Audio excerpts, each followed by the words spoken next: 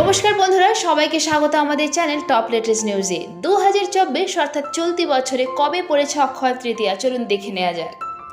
বাঙালির 12 মাসে 13 পার্বণ, আর তার মধ্যে একটি গুরুত্বপূর্ণ উৎসব অক্ষয় তৃতীয়া। তবে শুধু বাঙালি নয়, গোটা দেশের হিন্দুদের জন্য এই উৎসব অত্যন্ত শুভ। বৈশাখ মাসের শুক্লপক্ষে তৃতীয়া তিথিতে অক্ষয় তৃতীয়ার পুজো হয়। যে কোনো কাজ সম্পন্ন করার জন্য এদিন অত্যন্ত শুভ বলে মনে করা হয়। সংস্কৃত অনুসারে অক্ষয় শব্দের অর্থ হলো যার কোনো ক্ষয় নেই, অর্থাৎ যা কখনো শেষ হয় না।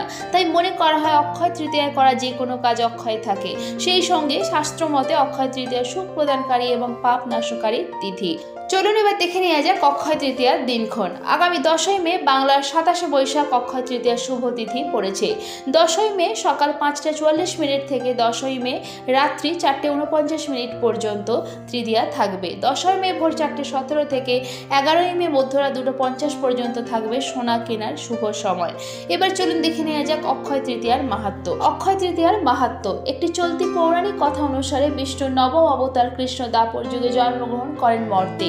তার সুদামা নামে এক দরিদ্র ব্রাহ্মণ বন্ধু ছিলেন। সুদামা একদিন ভুলবশত কৃষ্ণের সব খাবার খেয়ে ফেলেছিলেন। এরপর তিনি শ্রীকৃষ্ণকে খাবার দিতে এক মুঠো চাল নিয়ে তার ঘরে আসেন।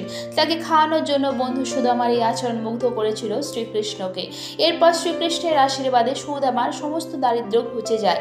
মনে করা হয় যেদিন এই ঘটনা ঘটেছিল সেদিন ছিল বৈশাখ মাসের শুক্লপক্ষের তৃতীয়া তিথি, তাই দিনটি বিশেষ শুভ। অক্ষয় তৃতীয়া দিন ব্যবসায়ী লক্ষ্মী গণেশের পুজোর আয়োজন করেন। অনেকে দোকানে এদিন হালখাতাও করেন। শুধু দোকান নয়, অনেকে বাড়িতেও পুজো করেন। এছাড়া বিভিন্ন মন্দিরে ভক্তেরা ভিড় জমান। বিশ্বাস করা হয় এদিন সোনা কিনলে পরিবারের সুখ সমৃদ্ধি ঘটে।